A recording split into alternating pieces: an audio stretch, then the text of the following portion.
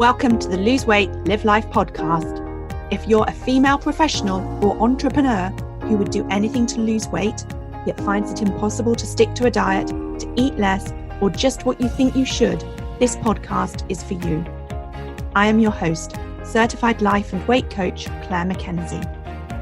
Listen in to learn how to stop overeating, lose weight for the last time, and create a relationship with food and yourself that you love, all without diet deprivation and self-sabotage.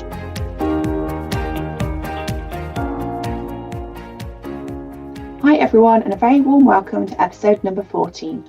Today I'm talking to you about when life doesn't go to plan. And I'm guessing that no one listening planned for this year to be the way that it has been. Looking back, as 2019 became 2020, I set about being very intentional about how to make this year great. It started with me booking 2 holidays abroad, a family holiday in Greece with my parents, and a fantastic cruise from North America down to South America that I thought I got an amazing deal on and was really looking forward to. And given that I had pledged to spend more quality time with the people that mattered to me in 2020, in January I had a quick 24-hour getaway with my husband. Okay, so that part about more quality time with people that matter has been fulfilled this year, just not in the way that I imagined. Anyway, I can clearly remember those 24 hours away and excitedly chatting to my husband about the cruise we had just booked and all the exciting plans we had for this year. I can also remember not long after that reading about the coronavirus outbreak in China with interest. I was curious from a scientific perspective as much as anything, as I had studied viruses as a part of my biology degree. And I had thoughts that this was something that was going to affect us. And so I went out and bought 4 mini bottles of hand sanitizer. And I'm laughing to myself looking back on this. I can remember my teenage kids coming into the kitchen and seeing them on the side and asking me what they were for. And then my husband and them mocking me and calling me neurotic and dramatic. And the more I read, the more WHO briefings and research I looked at, the more steps I took to get prepared. And the more my family teased me, not that it bothered me or mattered. I felt a bit like a mother hen feathering her nest and getting ready to take care of her family. And doing something, thinking that I was taking control, felt good. It wasn't coming from a place of anxiousness or panic buying or anything like that. It was coming from a place of being intentional. And by doing that, I was creating a sense of security. And whilst it may have been a false sense of security, it didn't matter, because right then, I felt like I was prepared for what may be coming our way, and I was well set up to take care of everyone in my family. And then, on the 11th of March, my husband had a stroke. I hadn't prepared for that, had I? Just a little curveball to keep us on our toes. So I'm telling you about these things that occurred because before we knew what was coming this year, I noticed that we tell ourselves that everything is different right now because we don't know what's going to happen and we're struggling to make sense of that. But the truth is, we never knew what was going to happen in our life. We never have done. We just chose to think that we did. And we can still choose to think that we know what's going to happen if we want to. We still get to choose and think and believe whatever we want. I was just reading this morning that social indicators tracking the state of mind of the public show that people's outlook has declined over recent weeks and that their general attitude and way of thinking about things is at an all-time low since they started compiling the research in March. The survey from the National Statistics Office reported that people were stating reasons, including being unable to make plans. And part of the reason for that is because when we make plans, we arrange to do things to create joy and excitement and connection with others and other positive emotion in our life. Remember, everything we do is because of how we think doing it will feel, and we make plans to do things that we think will feel good. And when we tell ourselves we can't make plans, we feel uncomfortable, frustrated, lonely, disappointed, bored, fed up, all sorts of negative emotions. And because we're not good at feeling these emotions, we do things to avoid them, avoid the emotions that is, such as eat more, drink more, online shop more, watch TV more, or scroll on our phone more. We do things that enable us to escape those feelings in the moment, to feel temporarily better, by stepping off the roller coaster of our lives. And that's fine until we do those things to the extent of creating more unhappiness and misery, because maybe the over drinking and eating is making us feel terrible, or we're suffering health consequences, or if we're overspending, where we now have a huge credit card debt. We then feel so bad that those activities are no longer helping us by providing relief from negative emotion. We're no longer helping ourselves and in fact making things worse and creating more challenges for ourselves. And this is what I call buffering. So buffering is when we use external things to change how we feel emotionally. It's something we do to keep us from fully experiencing our lives, to hide from reality, to procrastinate, to not show up and face the music. We don't want to face the truth of our lives when we don't want to experience any type of negative emotion. Research commissioned by Alcohol Change UK found that 8.6 million UK adults were drinking more frequently in lockdown. And according to latest research from the COVID Symptoms Study app, almost a third, 29% of people surveyed, have gained weight since March 2020. So today I want to explore ways to help us feel better when life doesn't go to plan. I want to give you some alternative strategies for when you feel distracted by how uncertain your future is, so that you don't listen to your primal brain and buffer with overeating and overdrinking, over online shopping, nor watching TV all day or spending too much time on social media that it's to your detriment. And I'm going to explore 3 areas with you. Number 1 is to focus on what you can control. Number 2, how you can use this time, and by that I mean the challenges we're collectively facing right now due to COVID, how you can use this time specifically as an opportunity for emotional self-development. And the third point, number 3, I want to illustrate the power of intentional thinking. Okay, so the first way to help yourself feel better when you're thinking that life isn't going to plan is to focus on what you can control. And when I think of focusing on what I can control, I am reminded of the serenity prayer that goes, God, grant me the serenity to accept the things I cannot change, courage to change the things I can, and the wisdom to know the difference. And so, of course, the thing over which you have most control of is you. It's yourself. You get to choose how you eat, how you move, how you think, how you feel. You get to choose what you say and what you do. You get to choose 100% how you show up for you and for those around you who matter to you. And the benefits of you focusing on what you can control by taking care of you are everything. It's not just going to be massively helpful to your physical health if you're taking care of you, but your emotional well-being too. When you take care of you, not only do you feel better physically, you also experience happiness and joy and freedom and confidence and all of the other positive emotions that so many of us spend our lives chasing. Think of all the people we see who don't focus inwards to create what they want in life. How many famous people who have incredible riches and life experiences are also incredibly unhappy? You can create so much of what you want in life by focusing on taking care of yourself and being intentional about how you show up day to day. And I choose to believe there has never been a better time nor a more important time to do that than right now. And if taking care of you is something you struggle with, that's okay. It doesn't mean there's something wrong with you. In fact, it's the opposite. It means that you're a normal human that can find self-care difficult because your primal brain is always mistakenly thinking the answers lay elsewhere. Your primal brain is always seeking false pleasures and instant gratification. And the answer lies in learning to understand yourself a little better. Learning to understand how you think is optional and your choice, and that what you think determines how you feel determines what action you take, and what you do or don't do creates the results you have in your life. So if you find yourself getting drawn into social posts, news articles, or friends' conversations that leave you feeling sad, worried, or depleted, make a conscious choice to step away from those things and do something for you instead.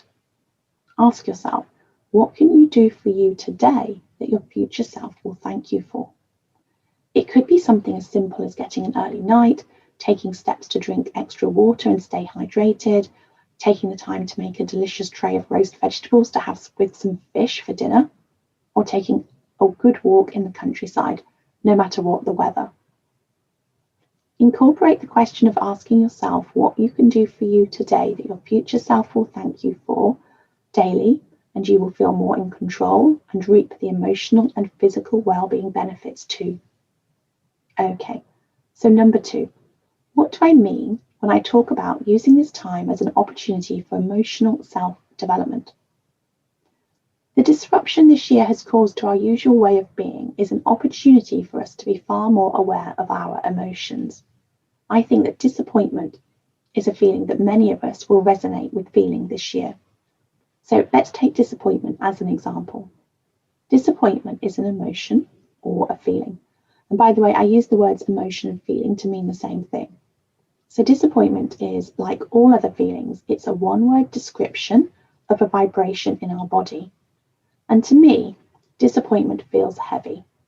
It feels like a solid vibration in my chest that is thick and heavy.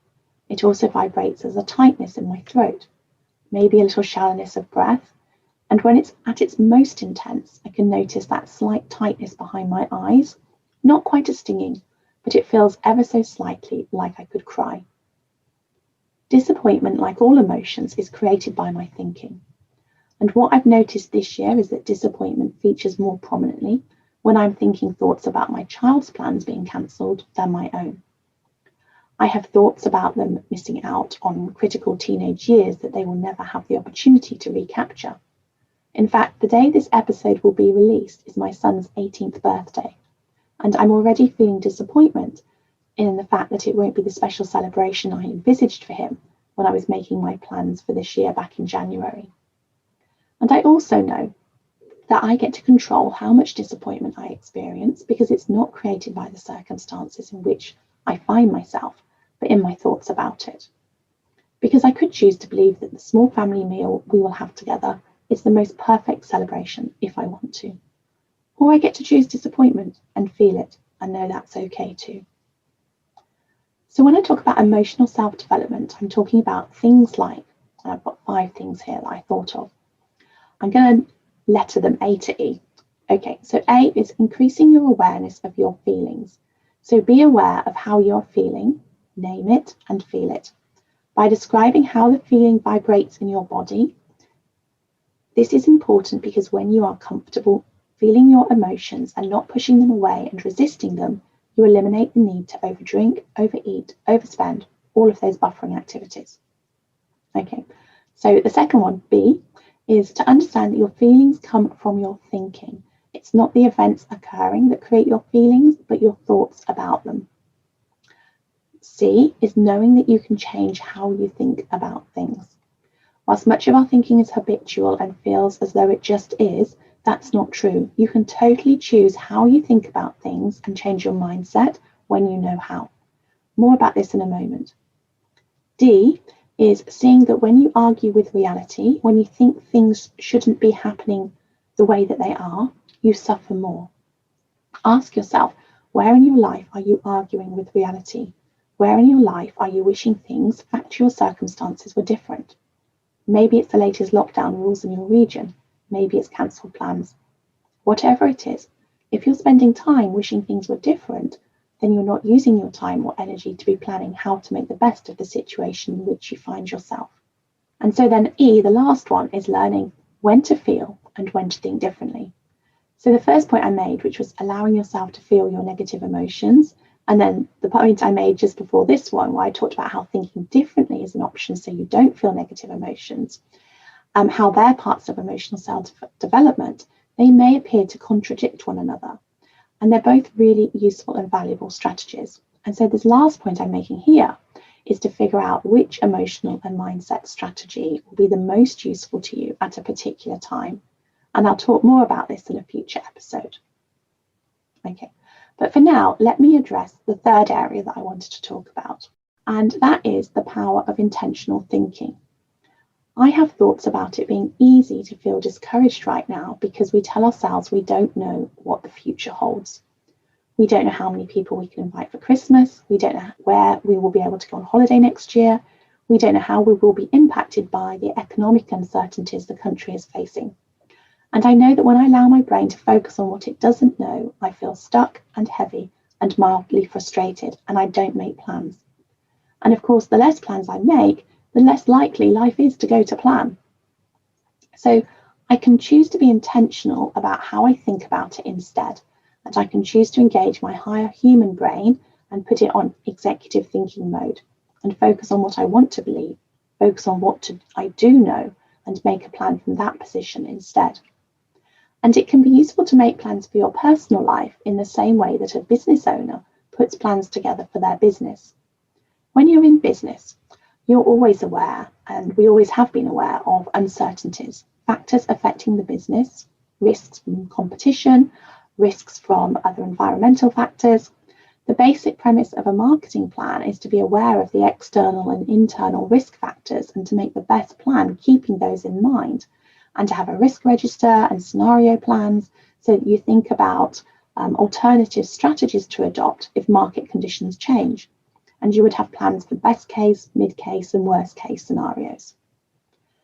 The uncertainties in business are all just a part of the process, and we can choose to make them just a part of our life planning process too. We get to have our first choice plan, whether it's for Christmas or a holiday next year, and we get to create a backup plan. My son is going through the university application process at the moment, and he's been advised to apply for an aspirational course, a well-matched course, and a backup course based on his predicted grades. When we look for ways in which we live our life based on uncertainty, they are everywhere. That's just a normal part of the process of applying for university. Another part of adopting a habit of intentional thinking is to ask yourself empowering questions. Two of my favourites to ask myself are, who do I want to be in this situation? And how is this for me? And I encourage you to try these. For the first one, who do I want to be in this situation? Answer this by thinking how maybe someone you admire would act in the situation you find yourself, or by thinking what you would show up, how you would be showing up in a way that you felt proud. What would that look like? Don't just think about what you want to do or not do. Look for the intentional thoughts and feelings fueling what you will be doing or not doing too. I embrace this tactic when I notice myself feeling overwhelmed and thinking thoughts like, everything's falling apart. This is usually when I feel conflicted, or I'm thinking negative thoughts about multiple demands on my time, or the house being a mess, or letting people down. Nothing's really falling apart. It's just my primal brain being a little bit dramatic. But anyway, when I allow myself to stop, breathe, grab a pen and paper, quiet my mind, and write about what I would do, or how I would handle the day if I knew I was 100% capable and confident and believed it would be okay, then everything changes. It's amazing how when you redirect your thinking to come from your higher human brain, it's so much easier to find solutions and immediately feel better. And my hack, if you like, is when I can't do that for myself, is to think about what someone else would do in that scenario. Okay, and the second one is to ask yourself, how is this for me? This question directs your brain to look for the positives of a circumstance and assumes it will find some, no matter how dire your primal brain wants to believe things are. For example, this could be something as simple as having plans cancelled and choosing to remember that it will save you money, or that you can use the time for some self-care, or to do something special with another family member instead. Or it could be that you've had a medical diagnosis, and whilst it was upsetting and scary, it gave you an opportunity to remind yourself to prioritise your health above everything in your life, and you made some fundamental changes that eventually enabled you to be healthier than ever. And so, yes, we are all very aware that life isn't going to plan right now. But just because the future is unknown doesn't mean we shouldn't think about it. It doesn't mean we don't want to make plans for the future. It doesn't mean that we should stop thinking about what we want and work to create what we want in the future. Okay, so to recap, focus on what you can control, use these times as an opportunity for emotional growth, and learn the power of your mind to be intentional, to think strategically. Okay, so this is what I have for you today, everyone. Have an amazing week and take care. If you enjoyed listening to this podcast and are ready to live a more intentional life, lose weight as a part of that journey, and create a relationship with food and yourself that you love, then I would be honoured to be your coach. There are 2 ways that you can work with me. You can join my monthly membership program, My One Life Academy, that gives you self-paced learning, supported by twice-weekly live calls and a whole lot more. Or you can join the waiting list for my next 6-month Lose Weight, Live Life group coaching mastermind intensive.